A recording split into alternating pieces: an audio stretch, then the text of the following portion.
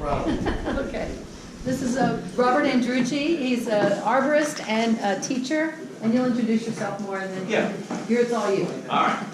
We can get the lights. Welcome, everybody. Thank you. I do love following Dr. Neal because he's a smart guy. He kind of gets everyone woken up. He's funny. And I always learn something, too. So it's a good thing to follow. As Laura said, my name is Bob Andreucci. I spend most of my days now teaching science to high school kids and freshman college kids in Pennsylvania.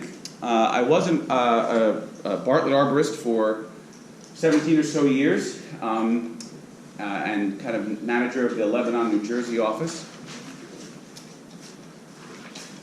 You fired me. I didn't fire you, but I did hire you. So one of the things we do, this is a tree anatomy and physiology. It's dry, it's a lot of information. I'm going to throw a lot of information at you, but I want you to ask questions. And to make it easier, I sent Laura a PDF of my talk. Did everyone get it? Yes. Okay, if you got it, that is the best. You don't have to scribble. The first year I did this, I taught it like people were writing, and I got through 8 slides because people were trying to write it all. It's so much easier to have that to refer to and then kind of just listen and ask questions. Because questions are the best. I know out there's a question I haven't heard yet that's going to help everybody. Okay, so ask questions. I want it to be as interactive as possible, so I'm not the one doing all the talking. They can see that. I'm not going to turn the lights because it's either all on or all off. Which is better for you guys? Probably off. This way I won't see if they're sleeping. Nobody go to sleep. Yeah. Do I have to tell you to put your phones away? You know, you don't need a bathroom pass. You don't have to, I teach high school kids. You know what's cool about high school? Someone put it, I teach in a population that never grows, never changes, never gets older. Because once my kids go to the next grade, I get a whole new group in. So that's kind of an interesting perspective. That could be bad too if you don't actually all see the kids. Okay, so a tree anatomy and physiology. First thing I like to always start is to make it think about yourself. Think about your anatomy and your physiology, and it's a great analogy for you to think about how trees live. Because whatever it takes for you to live, trees need less of it. They don't have a heart. They don't have a liver. So there's 2 organs down, right? They don't have all that stuff. So they only have, we're going to deal with 3 plant organs and kind of describe how they work.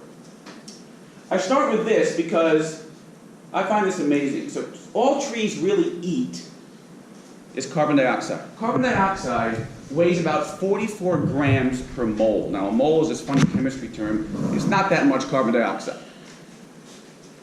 Yet you can get redwoods out of that. So this colorless, odorless gas that weighs next to nothing is making these 300-foot trees, making 100-foot trees, making these great things. Okay, so what's that process? Well, we'll talk about that throughout today.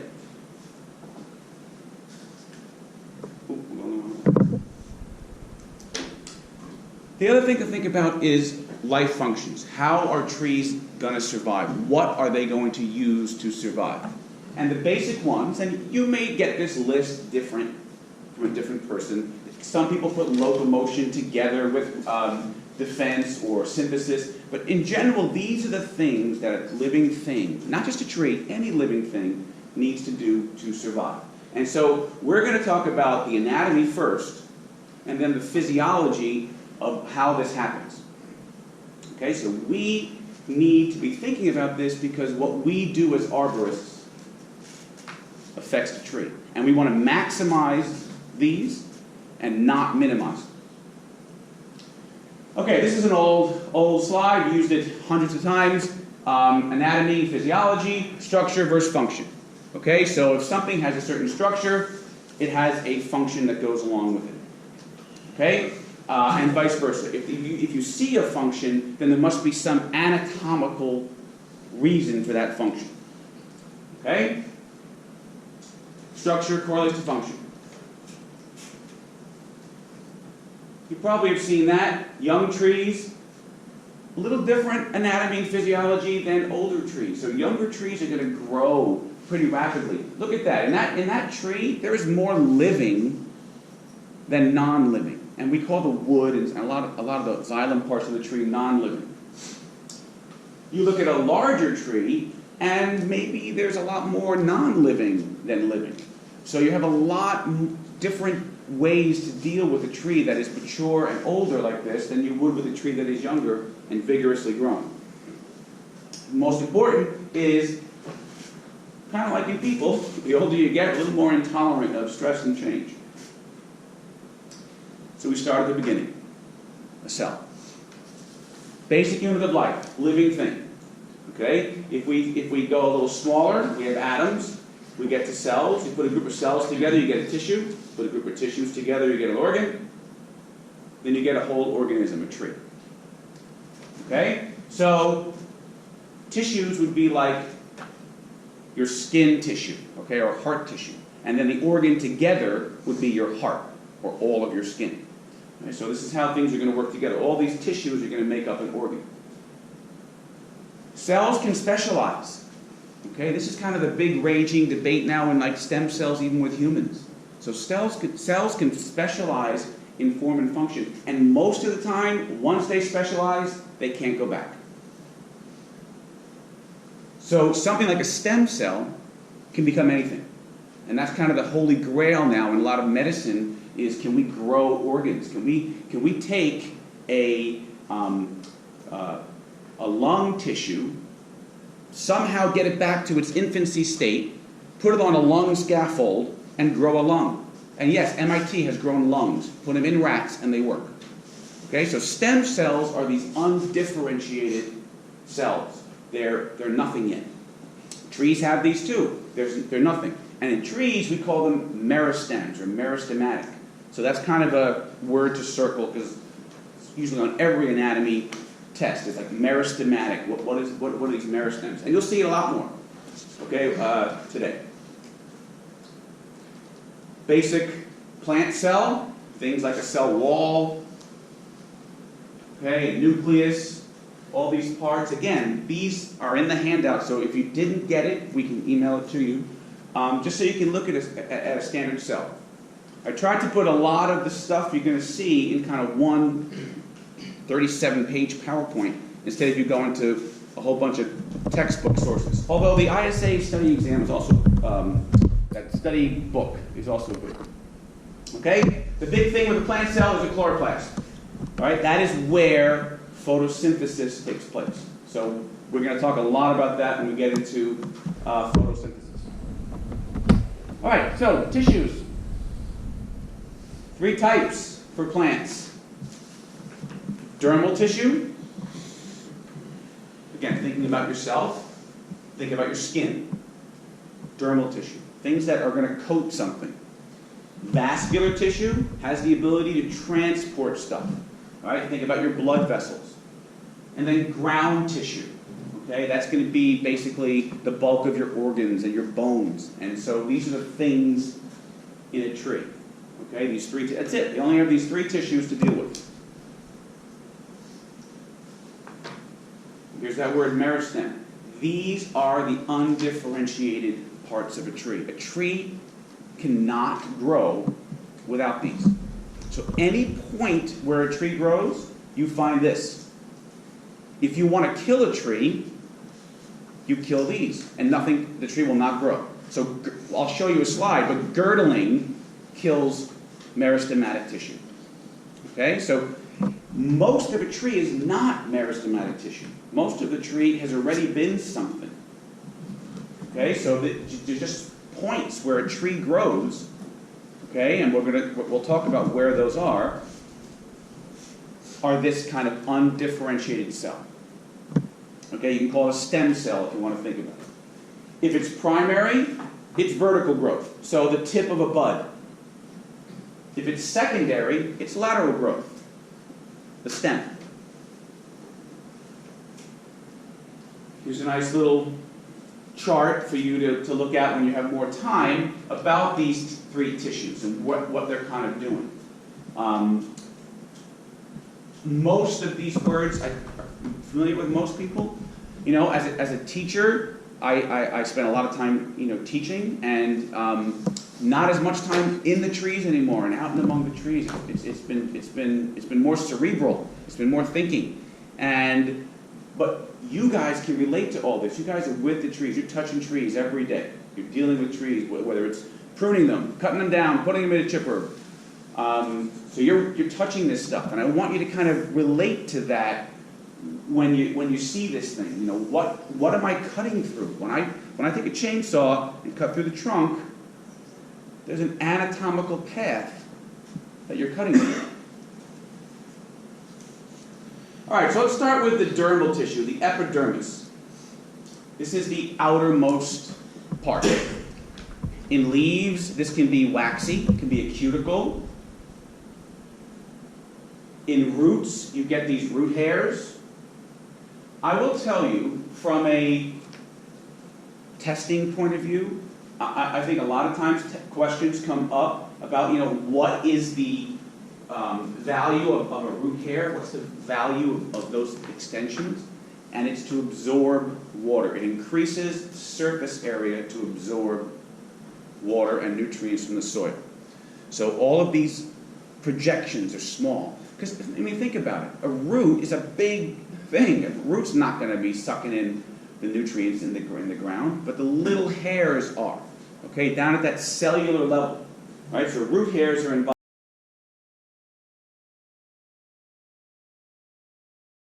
in increasing surface area and absorbing. The dermis, if it happens to be on a leaf, could be this waxy coating on the outside, and that helps the tree from drying out. Okay? We're going to see a lot of these. These are great slides, pictures that people drew about parts of a tree. So here is the symplasm, just the living part. Okay, and then you have the non-living part, the apoplasm. Okay, mostly we're talking about bark and xylem. Vascular tissue, two of them, xylem, phloem. I don't think there's 100 ways to ask this. It's, you know, what does xylem do? What does phloem do? We're going to talk about that as well. But basically, xylem travels up the plant. Okay, water and dissolved ions and stuff from the roots, and the phloem is going to take your photosynthate, the stuff from photosynthesis, and bring it down to the roots for storage. But in the springtime, it will flow back up from the roots.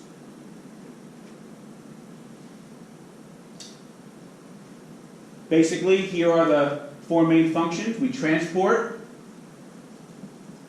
but we also have to support. I mean, a tree is just a regular plant that happens to want to put its leaves way high into the sky, and so to do that, it has to have a pump and it has to have support.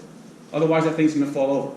So this whole vascular system has made that happen. It's made the tree able to grow from something that would encroach on the ground to be high into the canopy. Okay, so that connection is the stem, and the vascular tissue is what does that. And then you're going to have defense. We're going to do coat it too. So that's how trees deal with decay. That tends to be an important part. But that's when defense comes in. Okay, what happens to a stem? Let's talk about xylem for a bit here.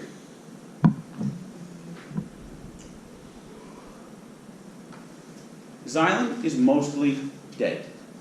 Okay, so it's just kind of like a straw. It's got cell walls. Its job is equally, when a tree is young, equally to support the tree and send water up. As the tree ages, it gets bigger and bigger and bigger. A lot of the xylem gets lignified. That's a kind of a word I heard Neil saying. And that just becomes that wood, that heartwood, that inside wood. And it's supporting the tree. It's not really doing much at that point, except support.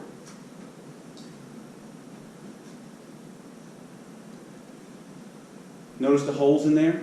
That's letting the stuff get out. So along the way, xylem will release the water and the ions to the rest of the plant. Okay, so there's just kind of what it looks like. Basically a cell wall, as it gets older, it's basically a hollow cell wall. More room for the water to go up there. Nothing gets in the way. Okay, and we'll talk about how water gets up a little later. Phloem. Phloem is a little more interesting. This is taking long to go because I had a different connection here. But phloem is a little more interesting. Phloem has living tissue. There's not as much of it.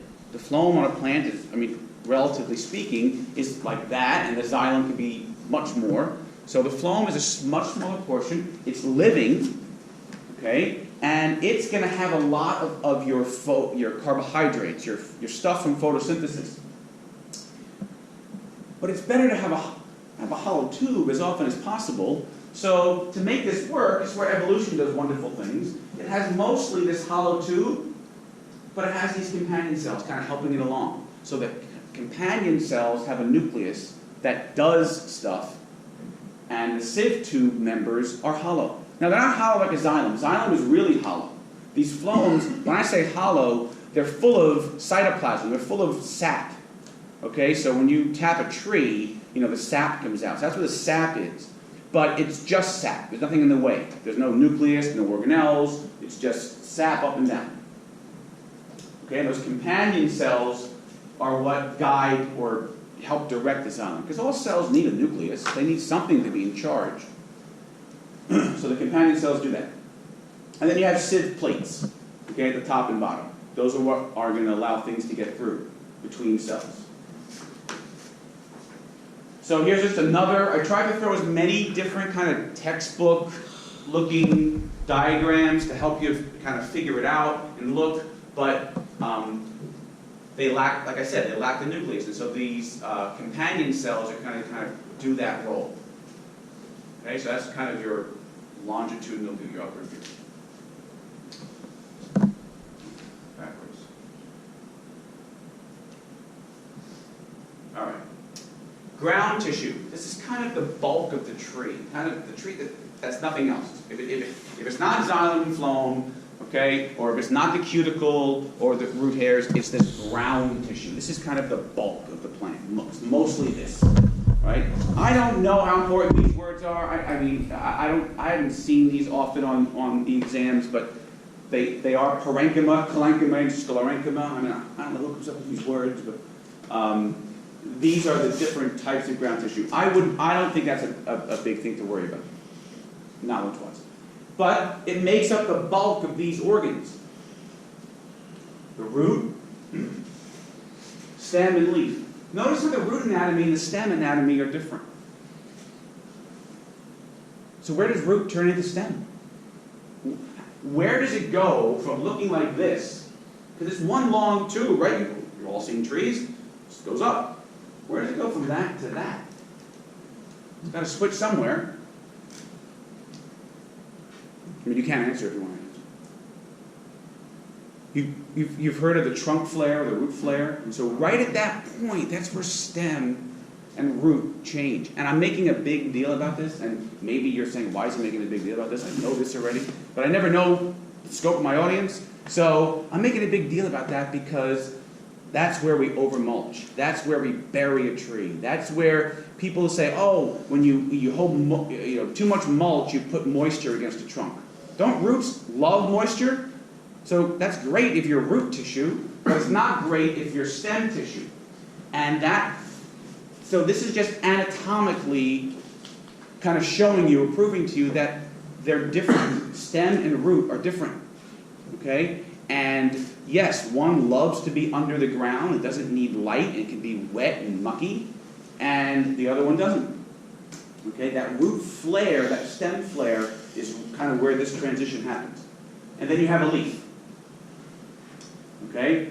Typical cross-section of a leaf. Okay? And they all look like that. And if you see a leaf anatomy question on your exam, it's going to look like that. And we're going to talk about the parts of it. Any questions so far? We're going too fast, too slow? Okay. But questions are good, because I'm sure everyone's got them. All right, so leaves, stems, and roots. We're going to spend our time kind of talking about this anatomy now.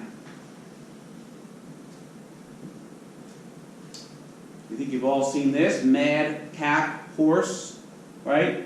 I put the cap in there because I want to throw one thing here, but this is how, so trees that are oppositely branched, maple, ash, dogwood, horse chestnut.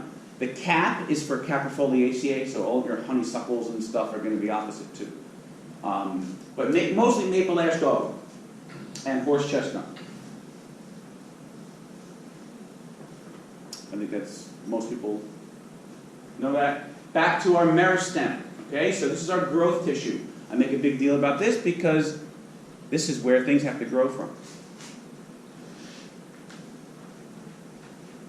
So let's talk about a stem. So let's talk about a small, like a twig level stem. So looking at it, this is a stem, it's a twig, but it's still a stem. And kind of look at what we're looking at here. So primary growth, right here. That is this year's growth, okay? That sounded wrong. Primary growth is not this year's growth. Primary growth is vertical growth. I'm just pointing you to this year's growth.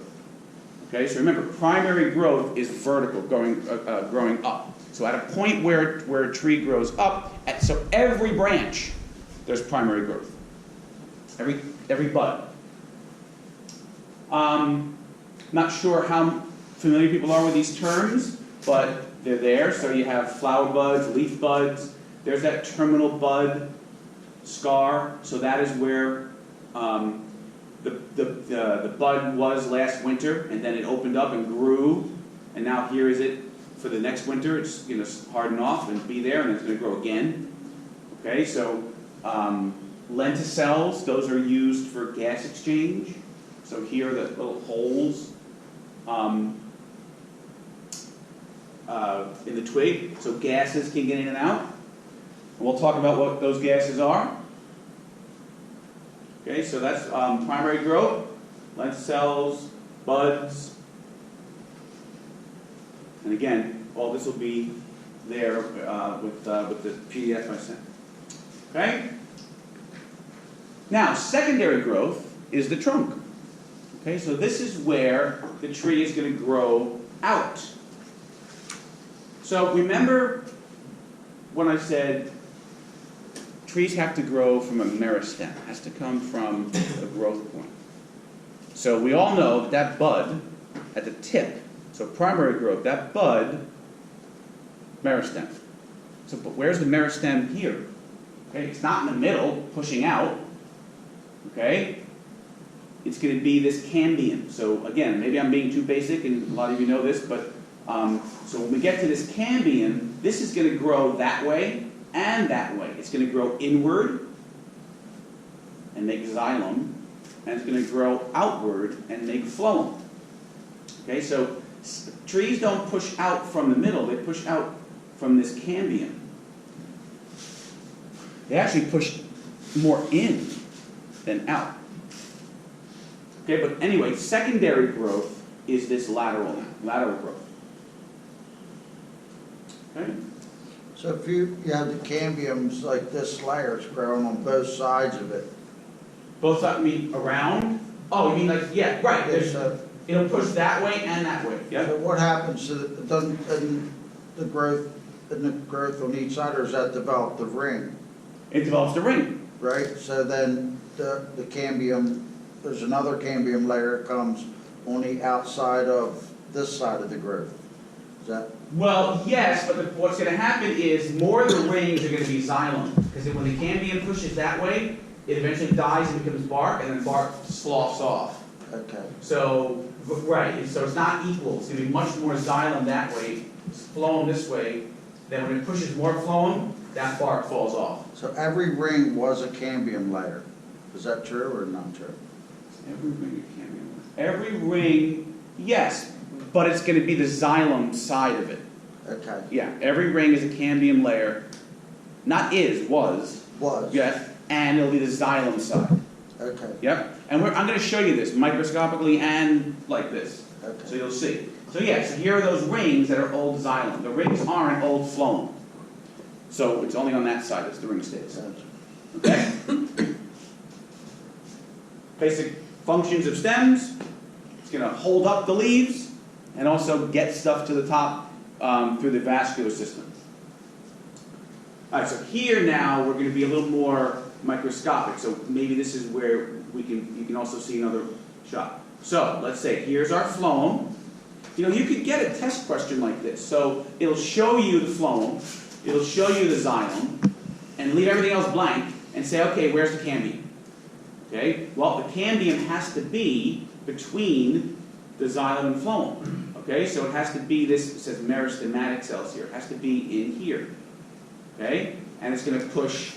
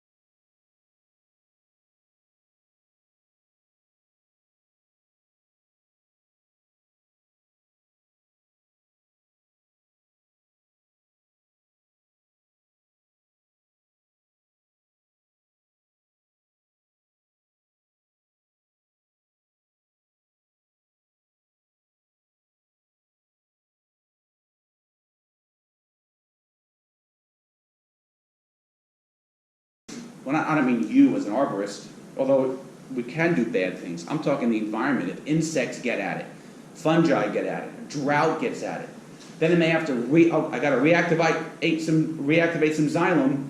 That costs energy. I got one quick question. Shoot. Sorry. No, I'll let you. Bugs, we always say bugs are smart because they don't mess with the life flow of the tree, so they'll eat out the center and make a home in the center of the tree, right? So why do bugs, is there any other reason that they know if they kill that outer part of the tree, they'll kill the tree? So they make their homes more in the center, and that's how we end up with hollow trees? Well, there's a couple ways to answer that. I mean, one is, you said home. Okay, so most of these things that are in the phloem are called phloem feeders. And so they're feeding on the phloem and then leave, like the emerald ash borer. The adult is not in the tree. Okay, so most of the phloem feeders are not living there. Okay. That's just a larvae stage, and they're eating and they're eating and they're eating. And I would think, from an evolutionary point of view, these things never thought the trees were going to become extinct, so why not just kill them? Right? But now there's less and less and less of them, so it could be a problem for them. The hollow of a tree, that's more fungus.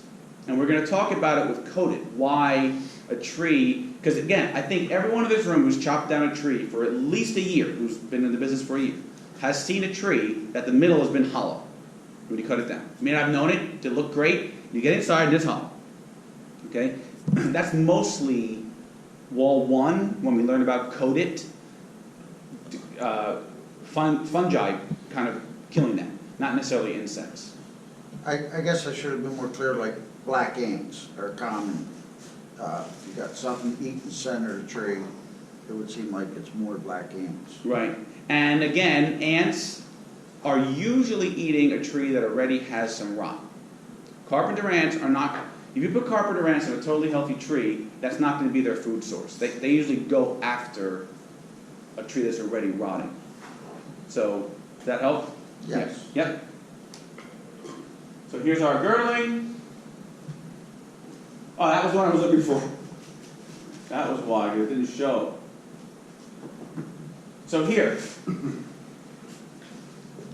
think I forget your exact, whoever was asking that question. Something about every year. Yeah, so, oh yeah, you were asking about going back. Yeah, when you get here, this is all going to be inactive xylem, I'm sure, and all of this will be xylem, and then you'll get to just the phloem. The phloem's just here, just that little bit, and the vascular canidium is even smaller than that.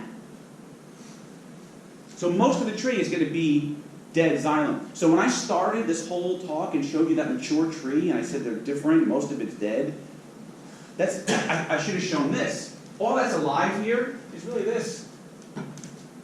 Now, when I say alive, I mean, there's living stuff here. There's biochemistry going on here, but not in a real living sense.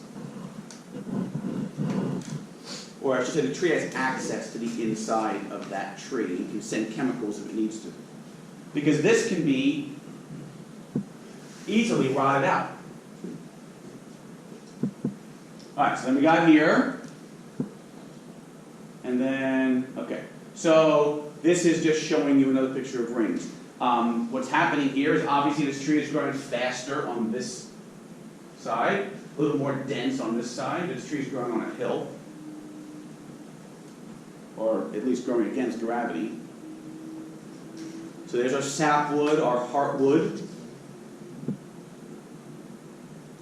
Okay? Early and late wood. This is kind of why we see rings, like I was telling you about. If this was a tropical plant, we wouldn't have this slowdown, and then you wouldn't have a ring. So that you see this ring because of the slowdown. So that's kind of the year's growth.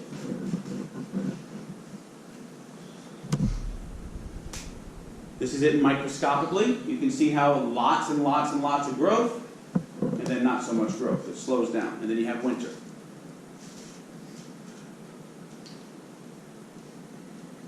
The word I've been saying has been coated. I can't really see if people's heads are nodding or they recognize that word, but I know that is on your exam, and I will do more with it, a lot more with it.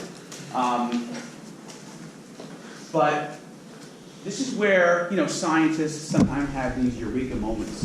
And if you look at this, it just makes it look like these are nice little compartments. And that's how a tree is going to defend itself. A tree is not going to defend itself the way we do. They don't have antibodies. They don't rush blood cells to the defense and fight a pathogen. They just make it a prison. They just wall it off. And we're gonna see how that happens. All right, that was all for stems. Now leaves. Is lunch in 10 minutes? I think. Speaking of lunch, this is how the trees eat. Okay? They eat by making their own food. They combine carbon dioxide from the atmosphere, and they combine water, 99.9999% from the ground. Some trees have managed to be able to suck it out of the atmosphere, but that's a rarity. And this magical equation, they make glucose. I mean, think about it, glucose. That's all, that's it. Everything the tree makes, it has to make from glucose. All these great chemicals it makes from glucose. Okay, so photosynthesis is just the beginning. If you guys want to stay later, we have a tree biochemistry course and go through all of that stuff. No, I'm not kidding. But we will learn about just the basic part, which is photosynthesis, which we will do in the physiology part. So I'm just setting you up for that with the anatomy. Okay, so why is the anatomy of a leaf designed perfectly for photosynthesis? Okay, it's like our eyes are designed perfectly to see. Like I tell students, when we talk about evolution, I say, you know, did our nose and our ears evolve to hold glasses? You know, and that's a funny question. I mean, obviously no, but it's perfect, right? So sometimes we look too deep into something. But no, evolution adapts everything. So it works out perfectly for a leaf. It has this waxy top, okay? So that's going to be, because these leaves are out there floating in the sun, that waxy top is going to keep water from leaving and stop sunburn and UV rays, and it's kind of a natural sunscreen. If you were designing a leaf and you knew water had to get out, where would you put your holes? At the bottom. Okay, so the leaf, the stomata, which Neil was saying that potassium is important in. Someone have a potassium question? Or was that just it? The potassium helps the guard cells close, but the potassium is also important in something called a sodium-potassium pump in a cell. So a lot goes on at the cell level in a tree, and so potassium and sodium are important there. But it's designed perfectly. Look at these. I'm going to show you this later, but these are perfectly lined up. Right? It's called the palisades layer. Okay, and the cells are perfectly lined up, so it gets the maximum number of chloroplasts into the sun, because the chloroplast has to be hit by sunlight, or it's not working, or any light. It has to be hit by light. We'll talk about that physiology after lunch. Okay, here are the veins. Right, so the same thing, xylem and phloem, didn't change. It was xylem and phloem in the roots, it was xylem and phloem in the stems, and it's xylem and phloem in the leaf. Okay, here is this mesophyll. Meso means middle. Okay, so here is this middle part of the cell. And I have a better slide to show you all that in a second. Here, this one. So here's kind of a, I'm going to fill them all in.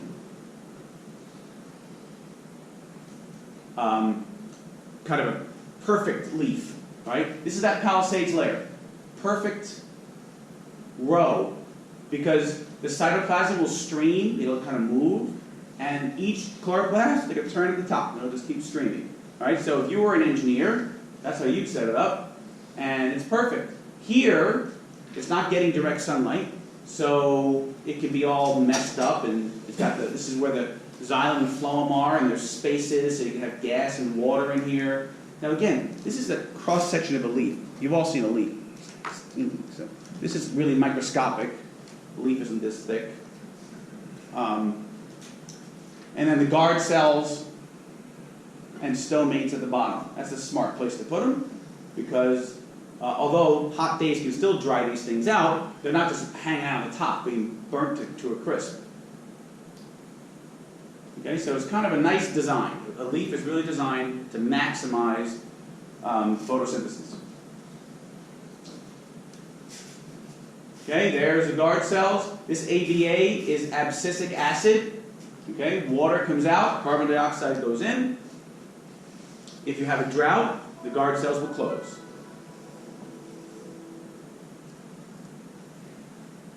Well, oh, back. Why not keep going? Is lunch ready? It will be. Okay. Okay. Not yet, but we're good. Yep. Okay. I still want to. No, go ahead. Yep. So here is, and again, these are all in here, so when you study on your own, you look at what I sent you, you can kind of keep seeing different angles of it. Yes? Can you go back a slide? Oh, that wasn't back. Here? One more. The intercellular chamber, so that's going to have air and water in there, or? Yep. That'll have water, and again, we're talking molecule size. Yeah. Just water, or? No, air. It'll have carbon dioxide. It'll have oxygen on its way out, because oxygen leaves. Right. Yep. All those chambers are just for things to fit in, because they can't fit here. This is designed. Nothing's getting in the way of photosynthesis. So this is chief. Here, it has the other areas for gas exchange, water vapor. All those things are stuck in there. Okay, and then here, that would be here too, the same spaces. Okay, again, always that top layer is just designed. And these are chloroplasts, and they just stream. And so it maximizes chloroplasts getting to the surface to get direct sunlight. Needles always get short shrift in anatomy, but needles are similar. They have the same idea. They have palisades and mesophyll and all that stuff. Got a question for you. Yeah. On that last slide?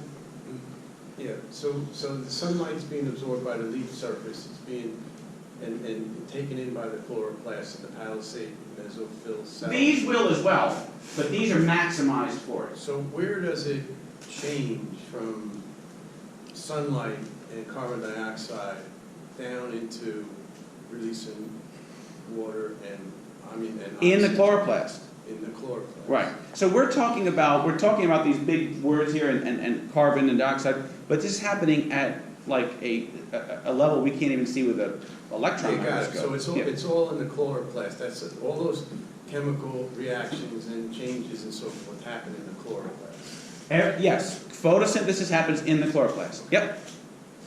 So, yeah, and you normally have millions of chloroplasts in a cell, not 4. Right. That's just a dream. Yeah, it all happens at that level. So we're talking microscopic. Yep. Anyone else?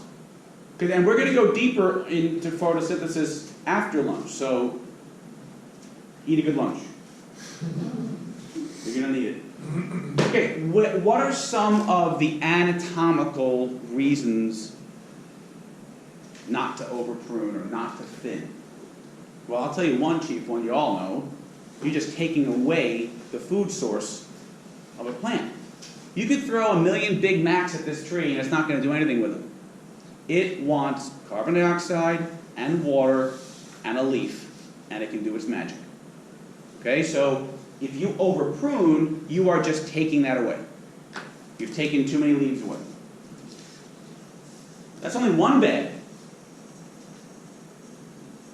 When we learn about photosynthesis, photosynthesis happens at pretty specific conditions. If it gets too hot, photosynthesis stops. So let's say it's a 95-degree day out. That's probably the upper limit of photosynthesis. Which is okay. A tree can shut down for the night. Wake up the next morning, it's fine. Okay? So we have these 95 degrees days. these leaves are doing transpiration. Maybe it cools down 2 or 3 degrees. So these leaves can still do photosynthesis.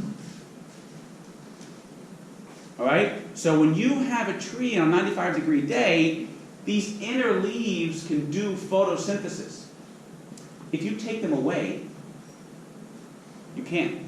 So when this tree gets to its upper limit of temperature, it relies on its inner leaves to do photosynthesis. So lion's tailing, all this sort of excessive pruning is not only hurting the tree by taking away leaves, it's taking away leaves that could photosynthesize when these ones are too hot. Okay, so there's a couple reasons why. And so the tree will kind of compensate, but it goes back to my original thing before. You're making the tree do extra work now because it needs to compensate for what no one in this room did, but other companies could do. All right, roots. Questions? Okay. Most of our roots are in that upper 6 to 18 inches of soil. I think when I first walked in, I think Neil was talking about we don't deep root fertilize anymore. I think that was what he was referring to. We're going 6 inches, 7 inches down, 10 inches down. That's where the roots are kind of absorbing the nutrients. Kind of a typical root system anatomy. Again, epidermis will always be on the outside. The root hairs, these are for absorbing, and your xylem and phloem in the middle. They're different shape. Look how they're a little differently shaped here. A little interesting. Okay, our cambium is still here, but our xylem and phloem are different. So again, we made that big deal about the root and the stem transition, that root flare, that trunk flare, because the anatomy is way different. This is designed to be underground, to withstand water, to actually absorb water, whereas the stem anatomy is not. Okay? A lot of that is where the tree is going to store its starch. So starch is just the stored glucose that the tree makes in photosynthesis. Okay, and there's the root hairs. Here's how water gets in. We will spend some time talking about what this process is, but basically water is going to enter that root hair. It's going to enter the root hair because there's more water here than here. We're talking about a concentration gradient. There's salts and stuff in these cells, so there's more water. Water will move, it's called osmosis, water will move into that root. So if you were to put a lot of salt here, a lot of salt, like a high salt fertilizer, or maybe even salt from plowing, you're going to suck water out of the root. Water doesn't go in just because it feels like it. It goes in because the cells have salty substances in them, and you should be watering with pure water or rainwater or that kind of water. But if you add salt or a high salt solution, water is going to come out of the tree. And so you actually harm it. All right, the epidermis, like I told you in the beginning, is designed basically to absorb, increase the surface area to absorb nutrients and water. Okay, so whenever you see increased surface area, it's always to absorb something. Like your lungs have increased surface area. Same idea with the root growth. It has to grow from a meristem. Okay? It can't grow from anywhere it wants to. It has to grow from a meristem. So the root is always going to grow down. All right? Just like the stems grow up, the root grows down, and it pushes out from this apical meristem.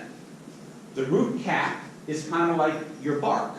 It's designed to bump into things and get hurt and fall off because it's fighting its way through rock and soil. So this is constantly being broken off and broken down, and it's replaced by the meristem. Okay? This is what I show you just about where the water follows the salt. Okay, that's kind of the, if you want to remember a state, one way to think of it is water follows the salt. Right? So if you put salt, too much salt outside a tree, water will come out of the tree. If you put a lot of water around a tree, water will go into the tree. Right? So if you were to put salt on a slug, water will come out of the slug and it will dry up. So I guess kids do that. Here's our cell picture again. Water flows into the cell. Water flows into the cell. I mean, maybe I'm making a big deal of this, but just to close the loop. Because a cell naturally has compounds in it, has natural salts in it. So it has less water than what's outside the cell. So water's going to flow in. If for some reason we put salt water out here, then water would flow out of the cell. Okay, so it's this balance. So I tie that to high salt fertilizer. Okay, when you put high salt fertilizer, you actually could be harming the plant. And you can also tie it to salt in the winter on the roads, getting into the soil, drying out a plant. I'm ready to go whenever you think lunch is here. So, okay. Nutrient uptake requires oxygen. Okay, we're going to talk about respiration, which is a process of how the cell is going to use that. Yeah? I got a question about the last slide. Yep. On water absorption. Yeah. The salt. So the term root rot, when the roots lose the ability to absorb water, is it because there's just no place for the water to go up into the tree? They've lost that? Or, I'm not sure. Are you saying what is root rot, or Yeah. what's the problem? Root rot is usually a fungus that kills the roots, so the roots just stop working altogether. Yeah, so, and it comes from waterlogged soils, not so much for this thing. Waterlogged soils is where those fungi love to live. And so they kill the root. Yeah. Okay. Yep. So it's not actually a mechanism inside the tree or the root system, it's actually a fungus on the outside inhibiting the root system from absorbing. Well, exactly. It's the root system being killed, and so those cells die, and they don't do anything. And the fungus lives in the... Right. Exactly. Okay. Yeah, so root rot's a fungus. Okay. Yep. So a plant needs to have oxygen, okay? So the roots will bring in oxygen as well, okay? Plants. So when we talk about waterlogged soils, water is going to be displaced. Oxygen can be dissolved in water, but if you have waterlogged soils, you're going to have less oxygen, and the plant and the roots are not going to be able to have enough oxygen, and so that's another way to have trees die because of oxygen debt. And roots use energy to store food. So roots use a lot of energy. We don't see them, we don't look at roots, they're under the ground, we kind of ignore them, but they consume a lot of energy and they do a lot of functions. And then they make a lot of hormones. You know, one of the things that people don't realize is that the hormones, many of the hormones a plant makes that are needed to make the shoots grow, the tops grow, are made in the roots. So, and vice versa. The hormones that make the roots grow are made in the top of the tree, at the buds. And so when you try and prune a tree to compensate for root loss, like, oh my God, the guy came in and cut 100 roots, so I'm going to now cut the top off. That's good in theory. It sounds good because, you know, and there could be some pruning for that, but you can't overdo it because then you're taking away the source of growing new roots. The source of growing new roots is made in the top of the tree. It's made in the buds. So you don't want to ever over prune to balance the tree's root loss. All right, roots will grow anywhere. These things exist. I have some pretty interesting pictures I've seen in my day. You know, you've all probably seen these. These things, they'll just grow anywhere. They'll just keep growing. I mean, that looks like an anaconda. We're going into someone's house. If you're in a situation and the customer wants to keep the tree, but the roots are, I have a lady, the roots is obviously causing major problems for her, concrete growing into the foundation, but you don't want to lose the tree because she's going to lose all her shade. Can you cut a portion of the root off from the house and leave a portion and should be safe?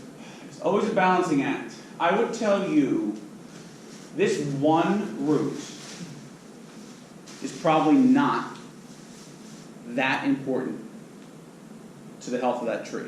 I mean, one root is not that big a deal. What this one root is important to is the tree staying standing. Because these roots aren't, the size of this root is more structural. So this cherry tree is only this big, probably going to stay standing. Maybe you dye it for a couple years to see if it survives. But for the most part, these are structural roots. And so if this was a 75-foot oak, I would not do it. But a 25, 30-foot cherry, this is, I forget this actual picture. I'm pretty sure this is the Basking Ridge, though. I think this is a weeper. I think this is a grafted weeper. And so this bottom stock is meant to be vigorously growing. You know, with grafted trees, they put this dainty little weeper on this bull of a tree. And so all those roots are just actively growing. I don't think this tree is much more than 25 feet. But, you know, I'm not here to give like arboricultural advice, but this is one of those things where having a client for life kind of thing is more important. Yeah, this is the first time you meet the client. You've got to make a choice with them. Is it worth the risk? If the client was yours when you planted the thing, then you could have said, hey, let's get this root. Because this root didn't grow overnight that big. You know, I always tell people too, girdling roots should never kill a tree if they have an arborist.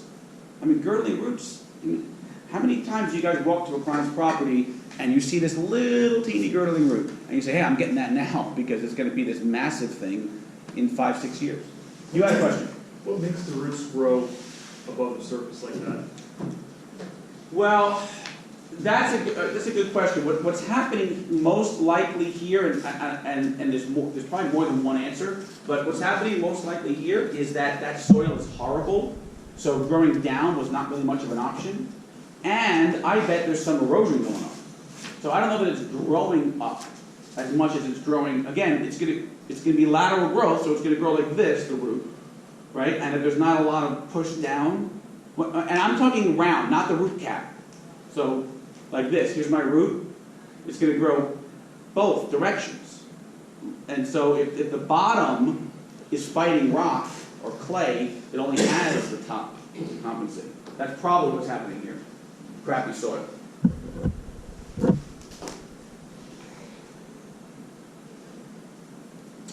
So this is what I wanted to talk about. So basically, you know, these are the buttress roots that are holding this tree up. These aren't doing any absorbing of nutrients. These are holding the tree up. Now, I say that, look at this next picture. It's a great way for us, what am I doing here?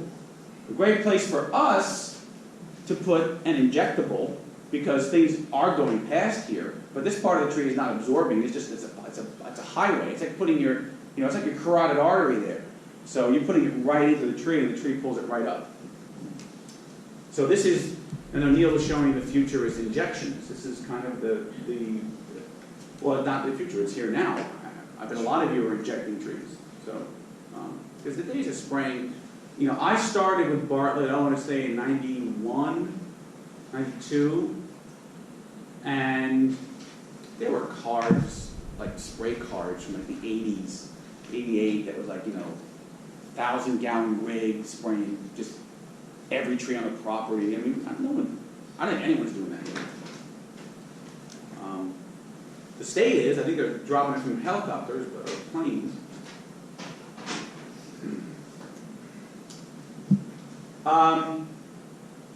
So adventitious roots. So as much as I make this big deal about meristems, and trees can only grow from their meristems, I also made the big deal that trees don't want to just give up for any reason. They don't, it's not like fantasy football. It's all done on cards. They really play the game. So there can be along the stem these undifferentiated cells. And you've all seen it if you ever looked at a tree someone spiked. If you see someone spikes, a little sprout comes out sometimes.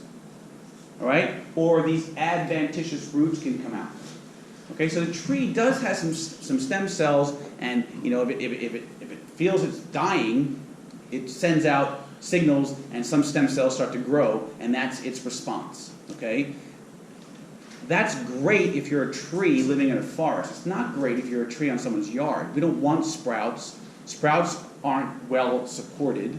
We'll get to water sprouts and topping later, but the point is, the tree's response is to survive, not to look good and to, be your specimen tree. So all of these adventitious things happen.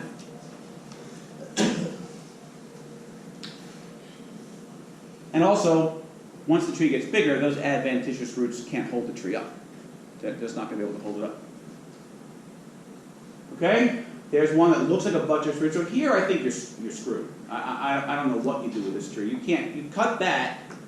I mean, the tree is not necessarily falling over, but this tree is too deep. So this tree is just standing, waiting to die. And, the old way was, you sprayed it, you fertilized it, and then you cut it down.